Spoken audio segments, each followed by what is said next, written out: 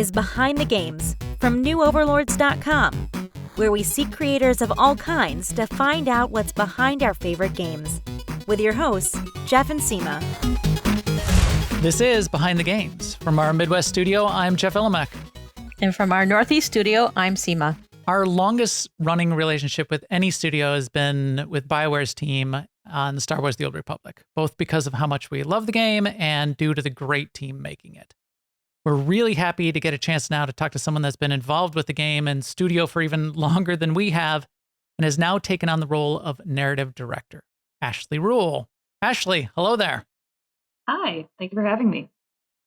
We are so glad you're here. One of the, I think really an unarguable point of the strength of Star Wars: The Old Republic is the cinematics, the narrative design, the story, and how that all comes together.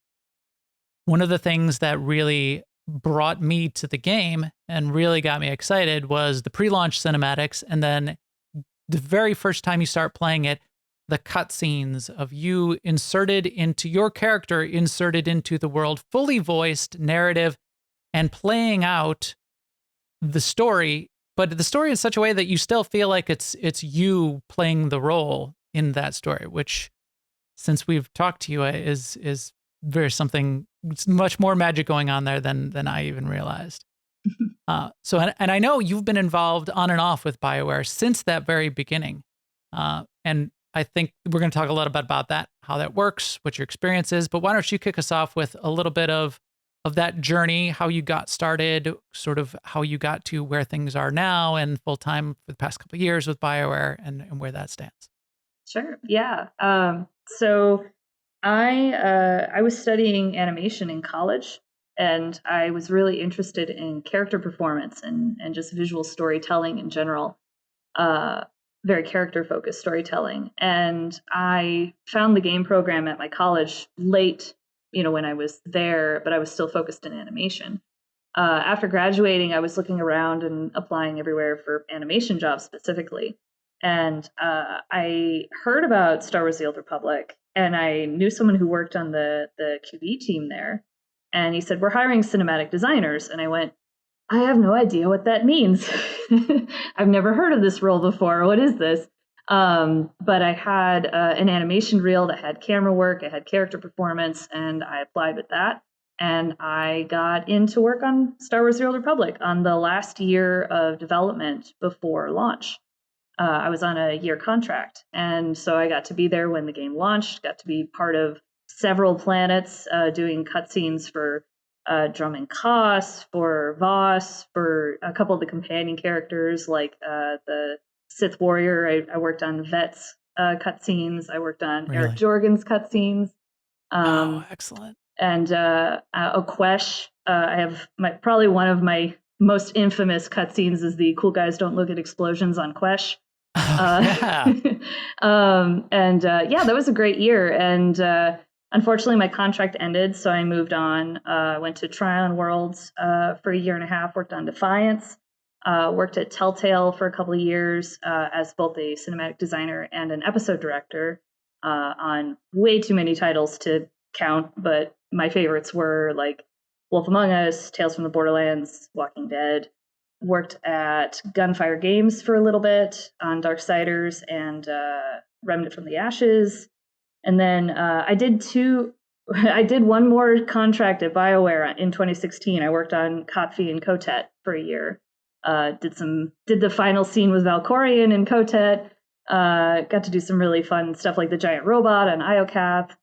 And then finally in 2020, they had a full-time position open, and I applied, and I got to rejoin the team. So it's always been kind of a boomerang coming back to SWTOR, but it really is my home because it's where I started, and it's where I've been all to so many different studios and to so many different team cultures and projects, but I've always felt really at home on the Old Republic. That's excellent. That's great to hear. It's like the best of two worlds, right? Because you have the home, we have you coming back to your home, but you also are bringing with you exposure to all this different kind of content. Correct. Yeah. The perspective is great. I'm sad I didn't get to be here longer the first time, but it did give me experience all over the industry, different processes, different kinds of IPs, and the way we work with different content. And so it definitely gave me a richer perspective coming back. That leaving and coming back, that happens a lot in every industry and lots of professionals, lots of professional careers. That kind of boomerang term is a term that's used widely. We had a whole boomerang concept at the last place I worked, division of Accenture, and it was really positive. We loved having that happen. Not only getting great people back because we're always sad to see them go, but yes, that opportunity to have other industry experience, so sort of like almost like a foreign exchange program kind of thing. That can be really positive. You can bring those ideas back in, but then still have someone who understands how the studio works as part of the core experience of the studio. Mm-hmm. The other thing it was really fun for you to just say and hear is that idea of coming back to Bioware as being like a home. Our impression from the outside is that Bioware there in Austin, the Star Wars: The Old Republic team, is a great team, a great place to work. And we think that is the external view. I really loved the 10-year anniversary little snippets where people talked about what the last 10 years has meant to them, and just seeing so many members of the team that have been there for 8 years, 10 years, 15 years at Bioware. And that really, to me, speaks highly of an organization where people can make a career and be long-term and be committed. So that seems to be the case. Do you sort of agree? Do you get that feeling that this is just a great organization in that way? Yeah, 100%. I think that the care that we have brought to make people feel like they're part of the team, but also to recognize that we are people, that we are people making games, and we're not just focused on the product. We're also focused on the process and making a place that's nice to work at. I think it's easy to fall in the trap when you work in any kind of media where you get more focused on the content and saying we're going to make a great product, something that's unforgettable, something that is going to blow people away, and you can lose the human element pretty quickly if you're just focused on the art part of it. And so trying to balance that of not only trying to make a great product but also see everybody on the team as people and with limitations, with ideas, with ways they want to collaborate and work together, is what really makes it a great place to work, is that we are listening to each other. That's interesting. And it also seems like you could treat the IP and the product with care for the long term. Because as you said, I could see like the disruptive artistic vision. We're just going to, blow things up and break things down and blow people's minds. And you can get something like, which again, people have pros and cons, but the new trilogy of Star Wars movies, where you had multiple creators coming in trying to blow people's minds with their vision, and you got a real disconnect between sort of episodes 7, 8, 9. Whereas if you sort of had a team that was in it for the long haul, and even for longer than the arc of those 3 movies, someone like Dave Filoni, if you had Filoni in there sort of guiding that whole process, and a team and a family along with him that was doing that, it could have been something really different. I feel Definitely. Like Star Wars: The Old Republic is that long term, and people can have their favorites, their what they like and don't like about how the story's evolved over 10 years, but it is a cohesive story, and there's multiple elements. And like Malgus coming back now, that feels right. It feels good, and it's not it doesn't break anything, and it fits. Because let's talk about narrative design, because I think that's sort of where we're at. So why don't you define narrative design for people that aren't familiar, and then we'll break that apart a little bit. We'll peel the onion on that. Narrative design to me, and games specifically, is trying to create a framework of storytelling that bridges the different mediums we currently have to express the narrative. So we have the narrative that you can express through dialogue or things that are written down. But you also have the narrative that can be told through the scenery, through the set dressing, through the gameplay, the buttons that you press, and the experience of, interacting with the world is all in service of the narrative and your experience of the narrative. Not every game has a narrative designer or has a narrative vision, but you can find narrative in just about every part of it if you are building towards one cohesive vision. So a narrative designer just takes all of those elements and makes sure they're all in sync, that they're working together. Within games, narrative designers can be writers. They can also be scripters. They can be level designers. Every studio does it a little differently. Same as cinematics. Every studio does cinematics a little differently.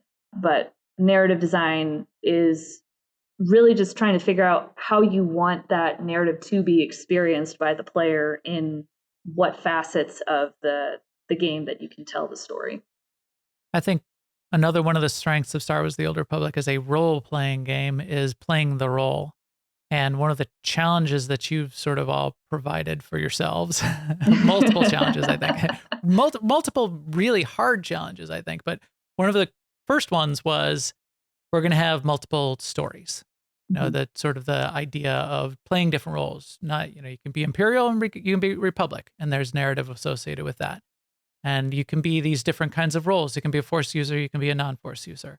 Back in the beginning, it was the detailed class stories, even, full class stories. And there's little elements of that still have persisted. But still within that, it's a player playing the role and they have their own headcanon. Mm-hmm. And that self-insertion, I think, is a big challenge within the context of you're not just watching a movie where you've got a character that does a thing. Like when I play Star Wars: The Old Republic, I play it as me, the character. It's me, the mercenary, but it's me. It's not. Everyone else has got the same voice and a lot of the potential for same choices. But when I watch the cutscenes, very rarely, once in a while, and this is where it gets striking, is when I feel like it takes me out of it. It breaks the immersion, and it feels like it's not me. That I wouldn't have said that kind of thing. Mm-hmm. So how do you design for that, where you're still putting the player central to the story, but you've got like all of these moving parts and multiple stories. So many variables, yeah. yeah, for sure.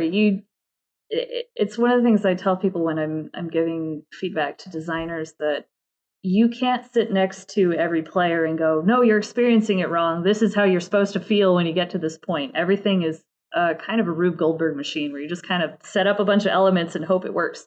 And in terms of the narrative, like you said, it's tough to create a middle ground between, say, like a blank slate character where you give no input and you say, make a thing, make a character, make your role play for yourself, or a full voiced, full film feel where it's like this character's personality is already defined, you have no control over it, you can make choices for them, but they are already their own person. And so the balance there, I think, is making space for the player to interpret the story the way they want to. And sometimes that just means omitting certain dialogue or the way the characters speak, or omitting opinions and leaving them mainly in dialogue choices. It also leads into those dialogue choices. Like, what is the setup for this choice? What am I expecting the player to feel based on what I led them up to? You could have a dialogue choice where, someone elbows you and says, hey, watch where you're going.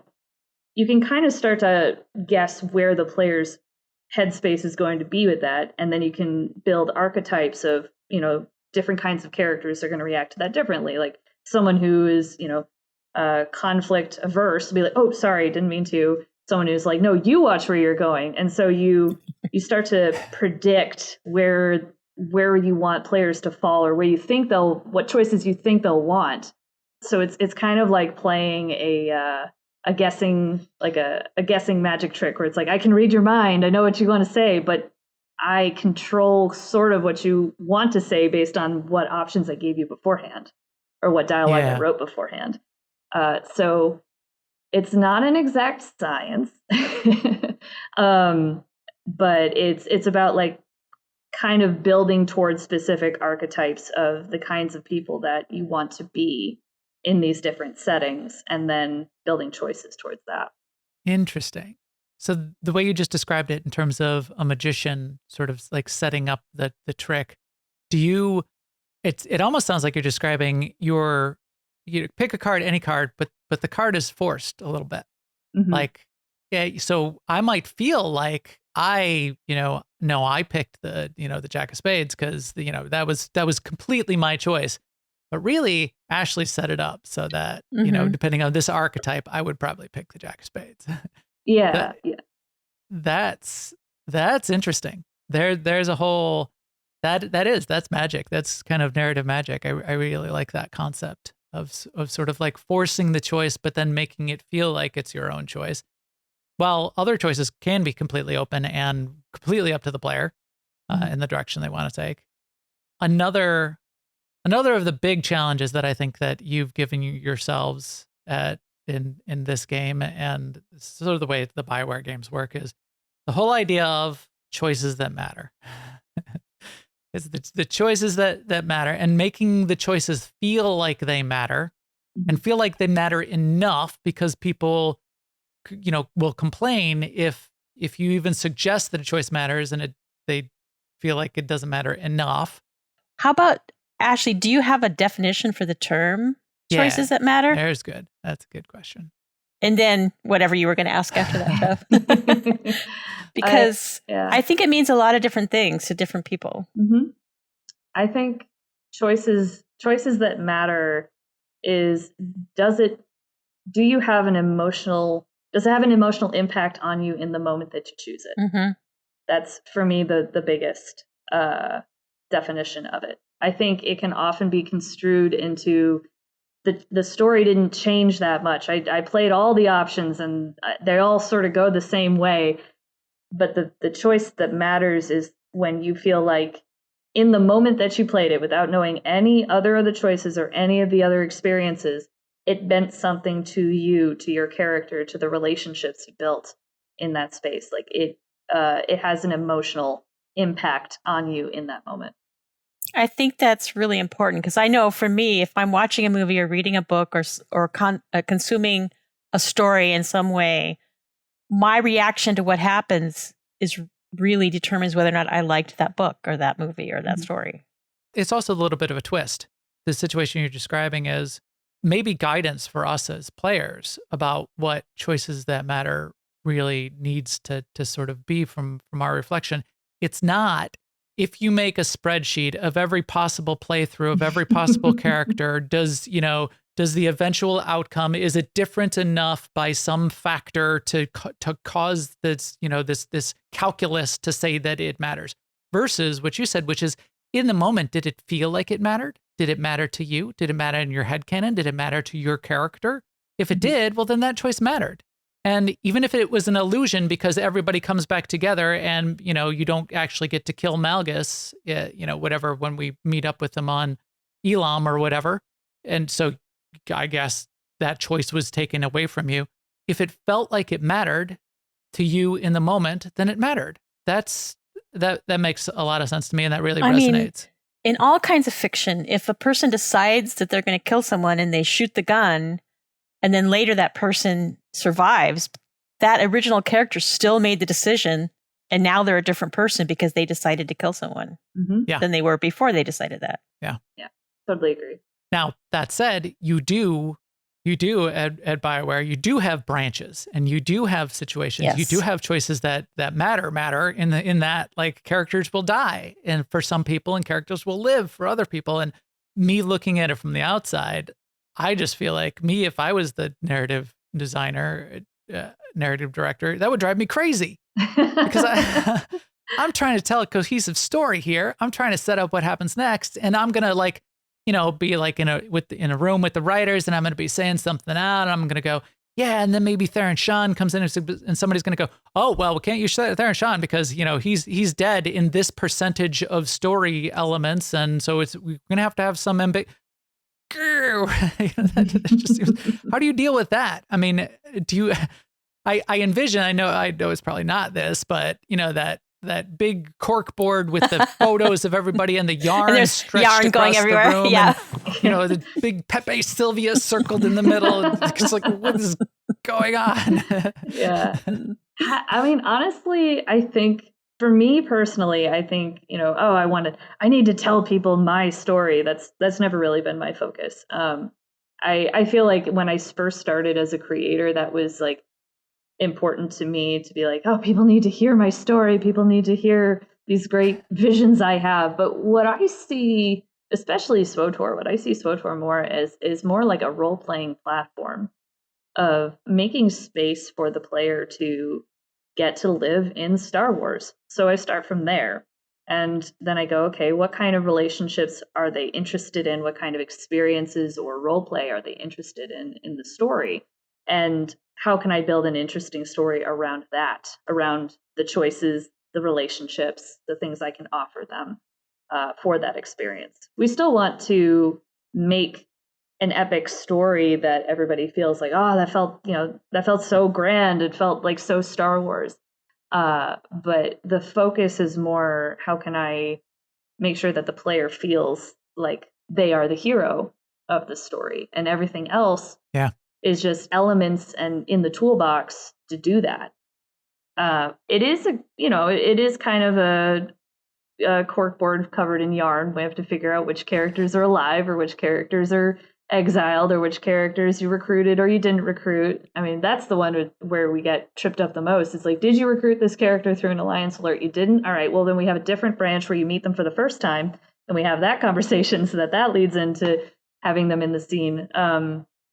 And so there's definitely that element, but I think, like I said, I think that's kind of the fun of it, is seeing the multiverse when you're building it, seeing the multiverse of Star Wars and everybody's different experience of it. We get to build a multi-branching story that can be experienced in so many different ways, and that everybody sees, like, even one dialogue choice, one camera, they can see a completely different moment for their character or a relationship with a different character than the next person. That, to me, is magic. If I can leave more space for the player to experience the story and headcanon the story in a way that is unique to them, that's brilliant to me. That's interesting. So a couple things there. I call it Schrödinger's galaxy in terms of Star Wars. Is there an observed? Like every character is both alive and dead until you open that box. Yeah. But you're absolutely right. And I do feel this, that the moments for each player really end up being different, and their perspective and who they key in on what conversations they have that sort of clicks in their head. I'll have conversations with other players and they'll say, oh, it's cool. We get, I see we get a new scene. We get to talk to Sith Lord blah, blah, blah again. And I'll go, I have no clue. The name doesn't even ring a bell, but it obviously made an impression on this person. And that's like key to their narrative, where I'm thinking like, oh, I get to talk to General Daroon again. And, we'll find out what new kind of tea he's drinking lately. Or, it's you're like pulling different things out that then glom onto your own canon around your character and create that story and potentially multiple stories.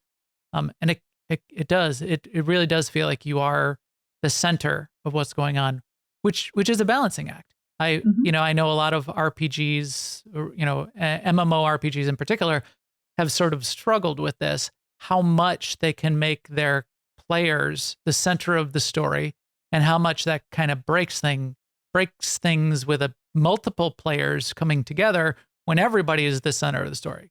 Like, I can't be the emperor because then everybody would be the emperor. We're all the emperor. That would be weird.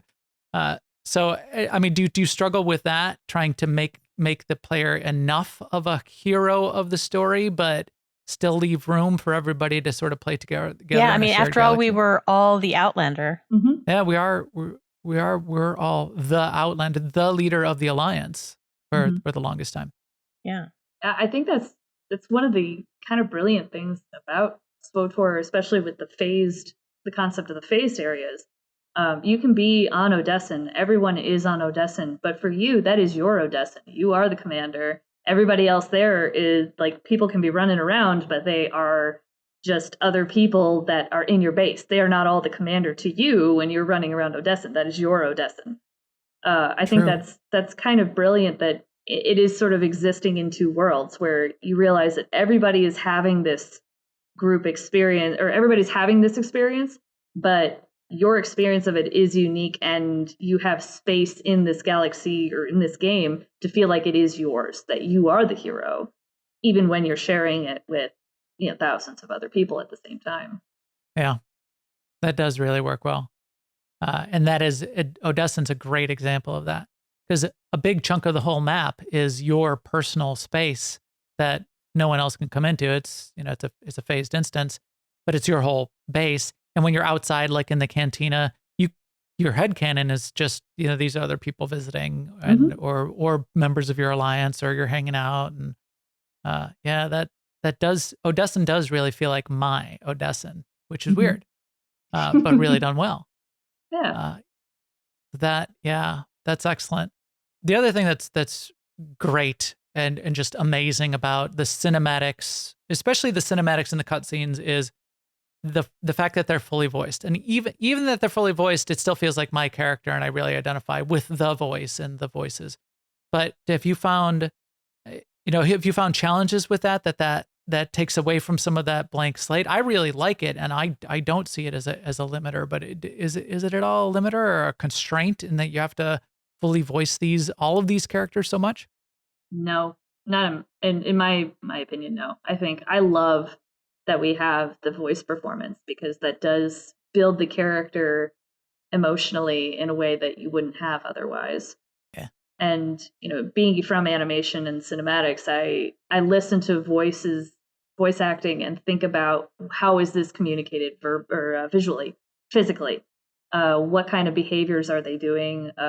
What is the dialogue that's coming out of their mouth versus what is their body saying? Like, those are two different dialogues that are happening at once. So even if the voice says one thing, the body can say another thing. And I think that you have to start from somewhere. You can't have a completely blank slate. And I describe it as improv, like yes-anding.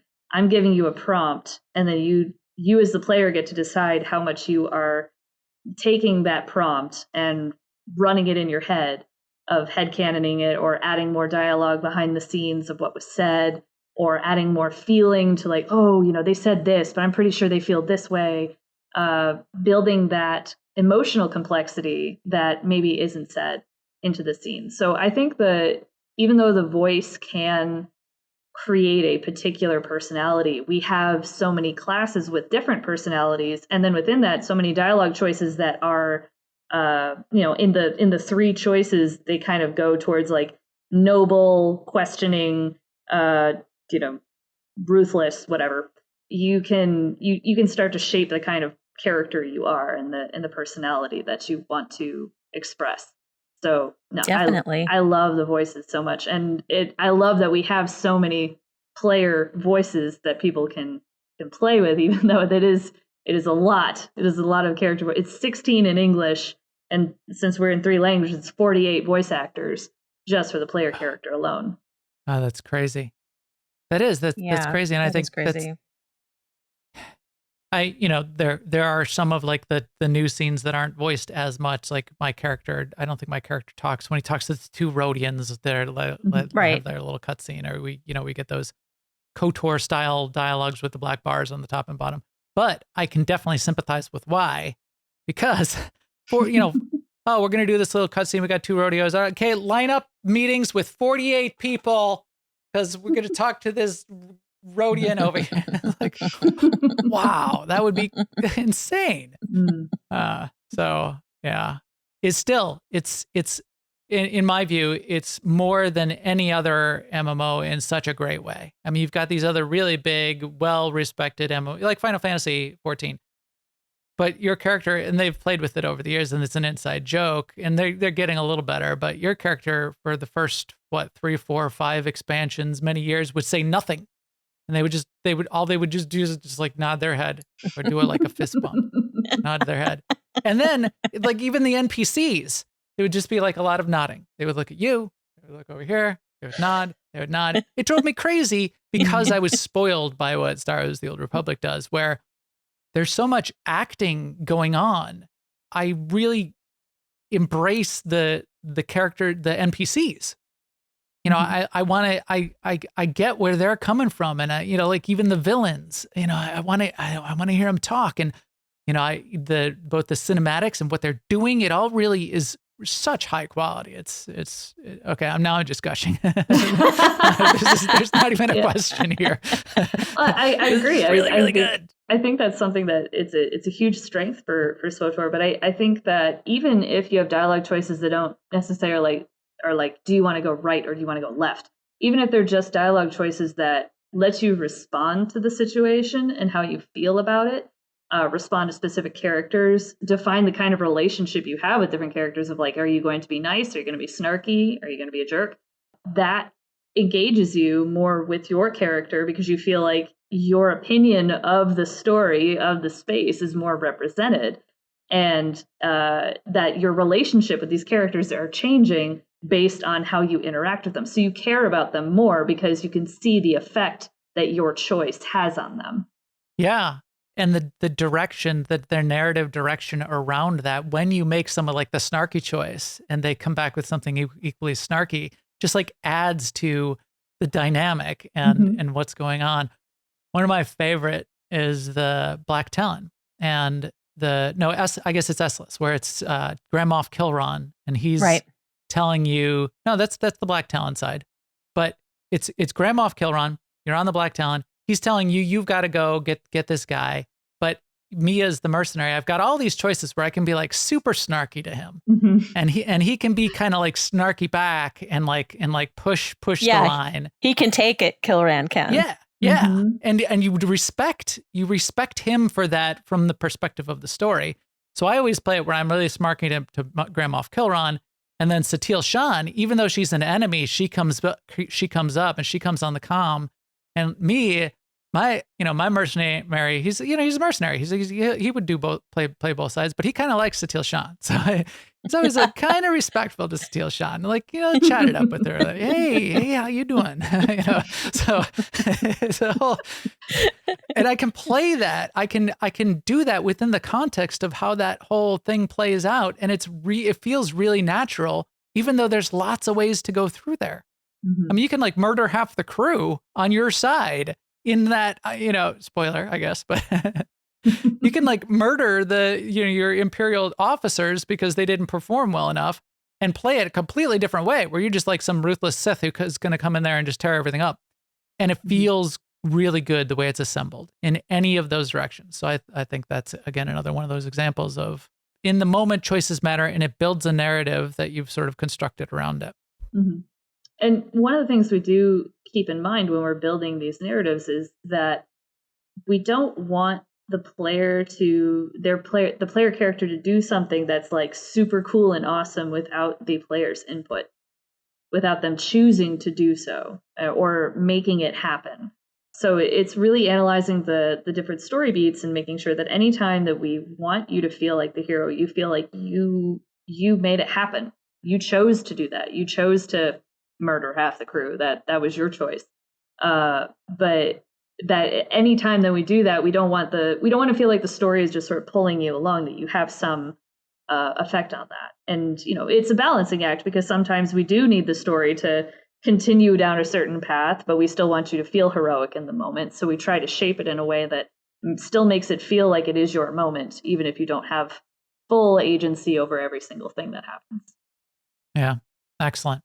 All right. Well, I think we've spent a lot of time on this. I did want to twist it in one extra direction, which is what's a day in the life like for you then? You wake up in the morning, you're going to do some narrative directing. Or the early afternoon. We're not judging. Yeah. What does that look like? What does that look like? So from where I'm at, the narrative direction is really just making sure that everybody who is incredibly talented on our team is all working in the same direction.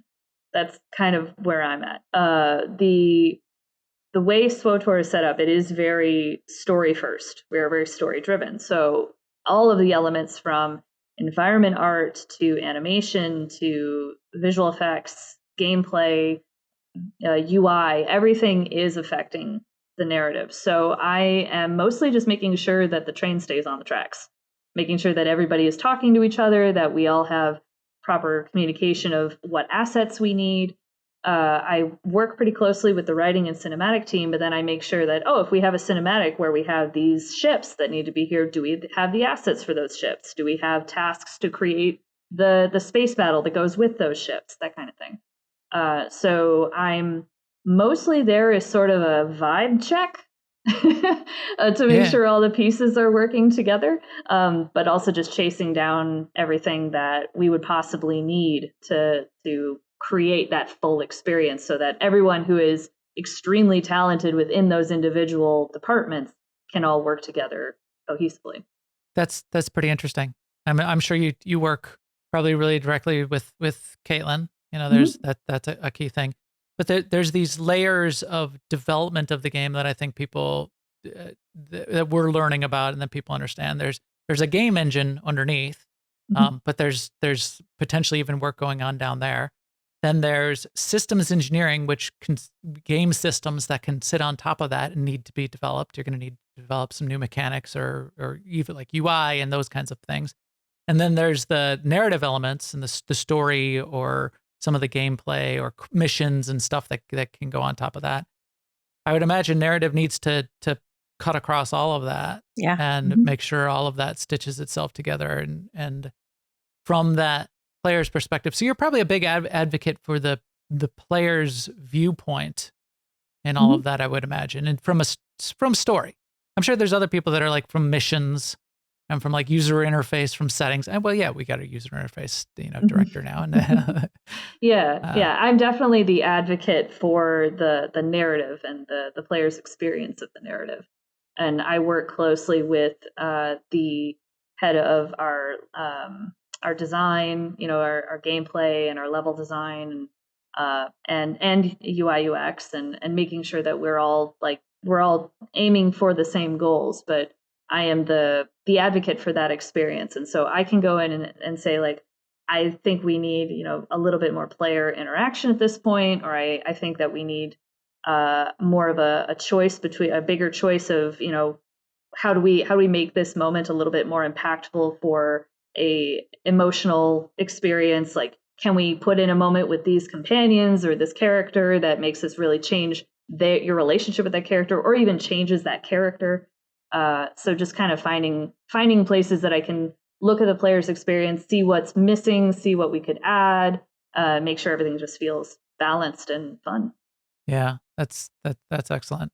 When you're going through the story and the first time you get to Osis, I really feel like what you're saying comes into play because the landscape tells a story. Then the way the story is told to you as a player is you're working through these various steps, and then Major Henri is next to you, and you get little blits and blurbs of it as you play. And that was really an engaging series of moments of storytelling and everything. Yeah, and that was a great way to tell the story by playing it and picking it up along the way, instead of having to have like a big cutscene when you got there where Henri would just like dump dialogue at you. I mean, yeah, absolutely. I love the big cutscenes too.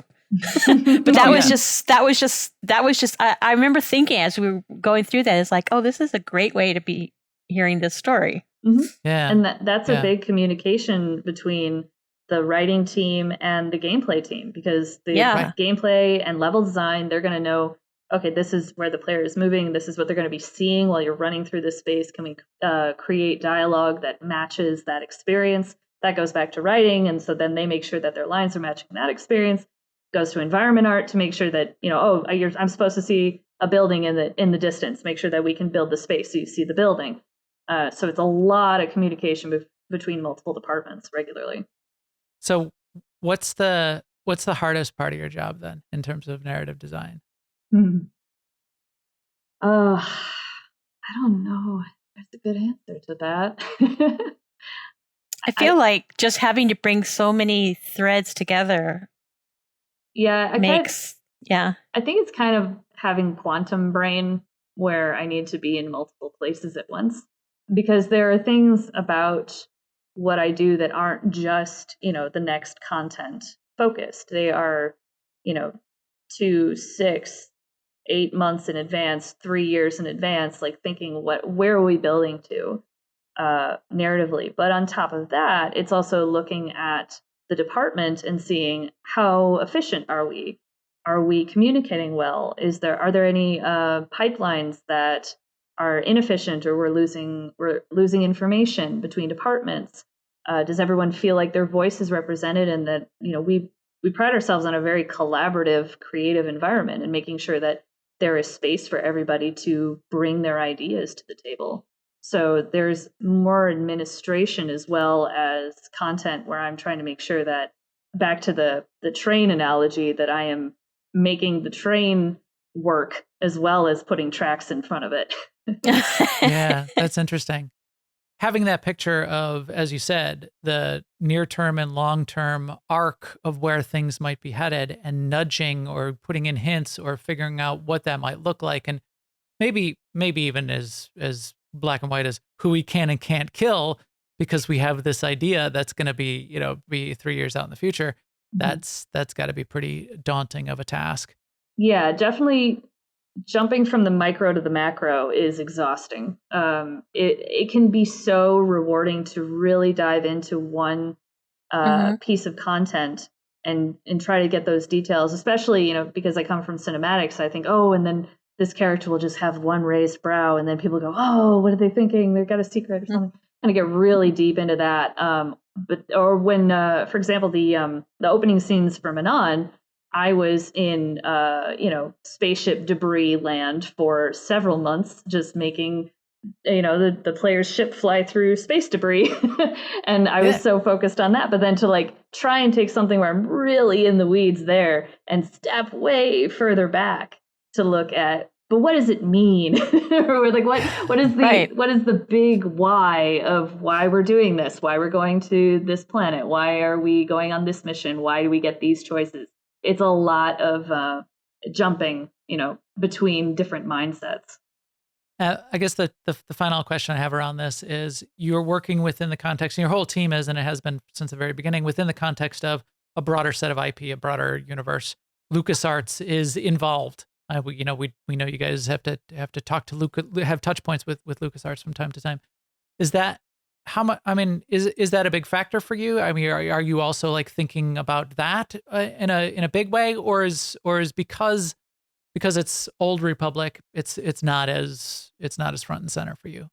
Definitely the latter. We still work with them to make sure that mostly that we're just consistent with ourselves, and that we're not going against something, because made 10 years of content. We need to make sure that we're not creating inconsistencies within our own canon. But for the most part, we have pretty free reign to create new ideas and to create stories that resonate the most with our game, and not necessarily are beholden to the larger Star Wars IP. Because the way Charles always described it, that I always loved, was that it's like Arthurian legend, where there are so many legends of King Arthur, and at some point King Arthur was probably a real person, but it's been twisted and changed so many times that by the time it becomes a story that we all know, it's very far from the person that actually existed. So the idea is that every person who plays a character in SWTOR is King Arthur. You are the legend. And by the time it gets to modern day Star Wars, it can be completely different. Every player character is canon. Interesting. That is awesome. I've never heard it explained that way, but that was brilliant. Yeah. If you got to pick one, either story or character or chunk of Star Wars: The Old Republic, and make it canon, make it, either resurrect. And there's only one right answer. Oh no! This feels like a trap. And why would it? And why would it be Malgus? Keanu Reeves or Keanu Reeves playing Revan is what I was going to say. I guess there isn't one right answer. I like that one. Yeah. Keanu Reeves as Revan. Yeah. Do you have any of your favorites that you really would love to see fully realized as canon and brought forward, maybe a movie or something? I mean, honestly, I don't want to see a movie about SWTOR because I get that. Because like it's the portrayal of Revan. Revan is different for everybody. Like even placing Revan in SWTOR is challenging because Revan was very personal to a lot of people, and then you go, no, that's not Revan. That's not my Revan. And so like to make a Revan movie, be like, no. There's more. Revan means more to people when Revan is personal. And I think the same goes for SWTOR. I can't think of, unless there's like, Malgus is pretty sweet. I'll give you that. Like he can't really change too much based on the player's input. So I think making Malgus canon would be awesome. But in general, like I would not want a canonized version of any player-driven interactions or choices within SWTOR, because I think it matters more, it means more in the way that it's presented now than trying to make a one version to rule them all canon. Yeah, this reminds me, and I probably, because of some of the things that we talked about in the prep for this, I kind of broke one of the ideas that you sort of turned me on to, which is, and maybe this is where we can go for this next couple minutes, is the difference between movies and games. Difference between show and play, tell versus show versus play and be. And what's your, let's dig into that even one more layer down. What do you see as the difference between movies and games, and what should games be? Because there are studios that are saying like games should be more like movies, and they're hiring movie directors to like do the game, and you're basically like playing a movie. Is that the right way to go, or what's your perspective there? So this is very much my personal perspective, but I think games still haven't quite matured into their final form in the shortest version of this, and that we are trying very hard to be like the mediums that came before us that already have prestige, that have already built up a reputation. So for games, the easiest analogy is to film, because it's a very visual medium. So cutscenes, for example, have been around as long as video games have been around. And the technology to create more detailed and high-res cutscenes has just continued to increase. But I always like to step back and ask, but is this making the gameplay more impactful? Is the quality, is the number of pores I can see in a character's face really changing how I experience the art or experience the gameplay? The thing that I feel games, their strength is that you get to interact with the toy, with the experience. You get to express yourself with how you interface with a set of tools. I think that I personally don't want games to try and be movies. I think that we are chasing a certain level of prestige in film that is easy to put on a box. It's easy to market because it looks pretty. It looks like something we recognize. It looks like film. It looks like something that can win an Oscar, that kind of thing. But that's not what games are meant to be. They're meant to be a space for players to express themselves and interpret what they experience through their expression of it. I think about I recently played through Kentucky Route Zero for the first time, and it's a beautiful game, but it's also really hard to just like make a video about, to just show, visually show why it's so emotionally impactful. I think the experience of playing it and getting to make certain choices and get to move through the space in the way that my movement changed based on where I was at changed how I felt about the story. What Remains of Edith Finch, another great example of a game that is really interesting visually, but is mainly about oh, I'm a cat now, or oh, I'm a child on a swing, or oh, I'm working at a fish factory. But the action of doing it and being in that space changed how I interpreted it. So I think in general, the most money right now in games is going towards being like the film industry, but I don't think that's where our strength is. And I think we still need to take more time to figure out how to build that prestige and build that medium in a way that everybody recognizes it as, prestige. I think that's brilliant. And especially coming from a narrative director perspective, to say that, to say we can evolve beyond this, we can evolve into our own thing. And it's about the be and play and experience rather than, hey, I could put together a good cinematic and I could direct a scene and I could direct an Oscar-winning scene potentially, but that's not a game. Mm-hmm. Like I love the new cinematic for 7.0. I love Sahar and Malgus and that whole scene. I just love that, but that's not what I play, and that's not what makes me log in to Star Wars: The Old Republic. And in some ways, I would sacrifice that to be able to play more things, that kind of thing. I know there's a balancing act, and there's things that serves, but I think it's brilliant to say, let's let games be games. Let's evolve into what our final form. Evolved into my final form, whatever that's going to be, and down a different track, and not chase. We're going to be movies, and we're just going to Yeah, I mean, I think we're going to get there, because I think even now there's millions of people playing games that would never call themselves gamers. So I think like games are becoming life, a part of everyone's life. Mm-hmm. Yeah. Yeah, the language of games is becoming a day-to-day thing. But that's the same way that the language of film became just something we all understand. We all understand that when you watch a movie, there are large chunks of time cut out, or like large chunks of space cut out. But our brains have already interpreted that, that's normal. That's a normal thing. Same thing, like going from stage plays to film.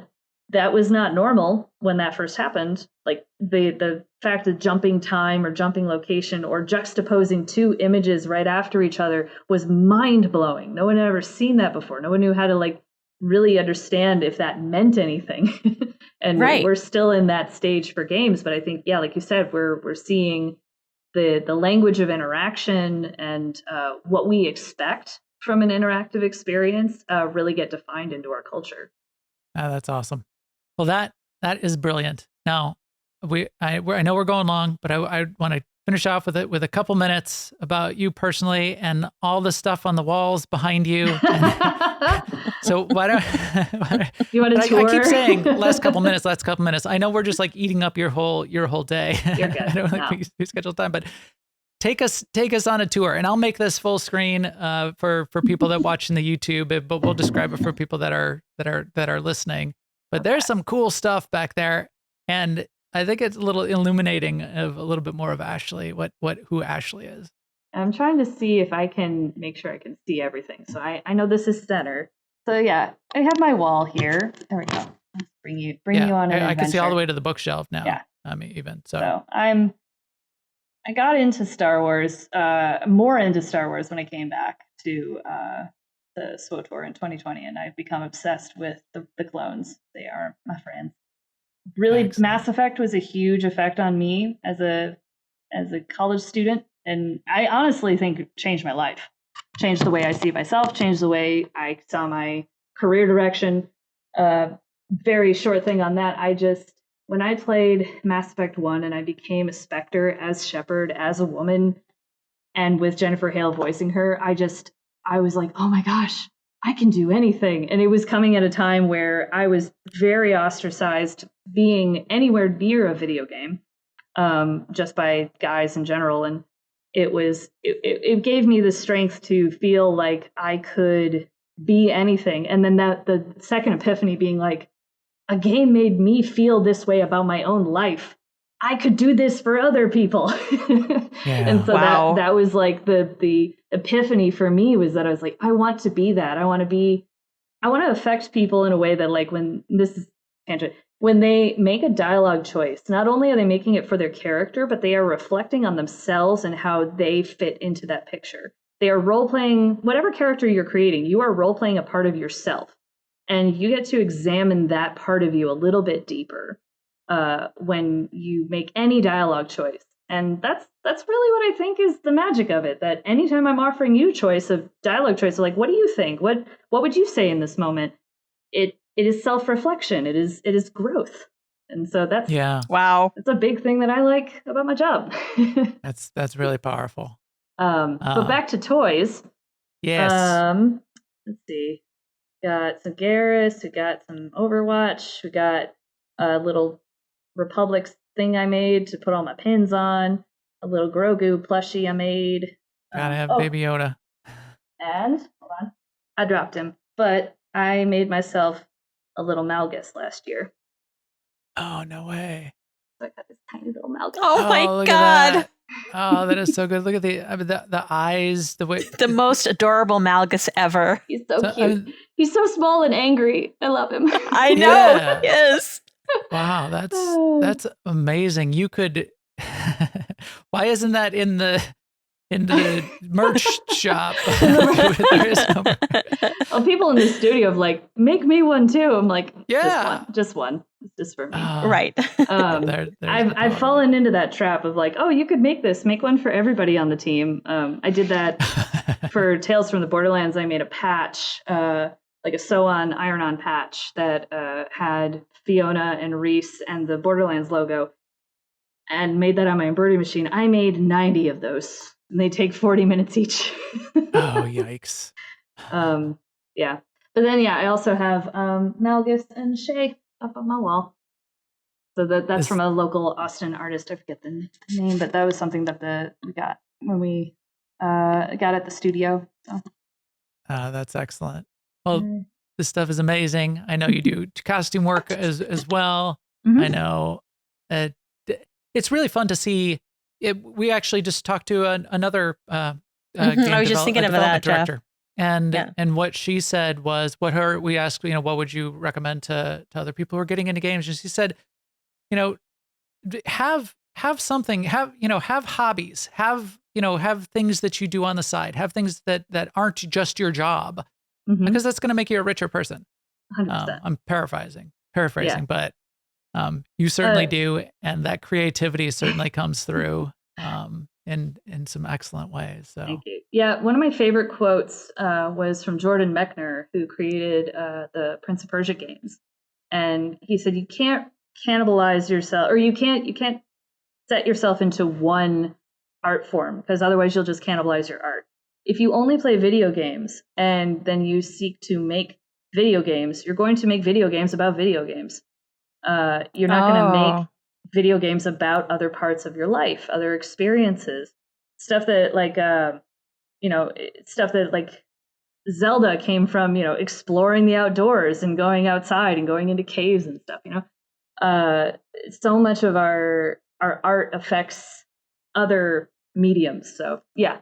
Never being stuck in one kind of art form or one kind of thinking. The thinking that I use to make costumes influences the way I make games, and vice versa. Just my processes and the way I organize my thoughts and like what I'm supposed to be doing to like put things together uses different parts of my brain. Yeah, and it makes the physical art better. I'm sure. You as understanding narrative and story makes the physical art better, and I've had that conversation with people. They're just getting into art, like 3D art and 3D model. They make a 3D model, and they say, "How can I make this better?" And you say, "Well, what story are you trying to tell? What are you trying? What is the purpose? What are you trying to express by it? Where is it going to go? Unless you have that the narrative, even of your own personal narrative of what this is supposed to be." Then it doesn't matter. Then don't ask the question if you don't have a place where you're intending to go. Yeah, I think there's definitely when you're just starting out and playing with the medium, you're just like, is this anything? And you don't know because you just don't have the skill to know what you want to see there. And the thing I always tell the creators is you have to keep making, make mediocre art. Just keep making mediocre art. Never feel like, you have to perfect this one thing to be perfect and then you can move on to the next thing. It's like, no, just make it, finish it, move on, because your skill will only get better through the making. Right. And your you will finally start to see what you want to see through just repetition and creating things. I've been making costumes for 14, 15 years, and like now I can just whip something up and people are like, oh my God, that's amazing. I could never do that. I'm like, you just have to make a lot of them. Right. And practice. Yep, You learn so much more by finishing and starting the next thing and finishing that than by redoing the first thing over and over. 100%. Yeah. And I always say, like, if it means a lot to you, if it's a personal story or something that you really care about, you can always come back later and come back with new tools and new experiences and say, oh, I know how to make this so much better now, but never fixating on it until it's perfect. Yeah, make the re-release, make the remastered version, make the remastered. I mean, the games industry is now doing that too. So yeah. Well, that's for different reasons, but yeah, well, many reasons. All right. Well, this has been amazing. I think we've really thank you, Ashley. Learned a lot and learned a lot about you, and we really appreciate you taking the time and opening that up to us. I think it's all going to make us really appreciate some of the things and have fun in some different ways when we get back into Star Wars: The Old Republic. So, thanks very much. And thank you for having me. We're certainly going to stay connected because there's lots more to come, I know, and we are going to be along for every step of the ride. That's right. Thanks for that too. Yeah, very excited to share what's coming. All right. Cool. All right, then. We'll talk to you soon. Cool. Thank you. This has been a New Overlords production. For more, please visit newoverlords.com for video, subscribe and feed links, and other ways to help the show.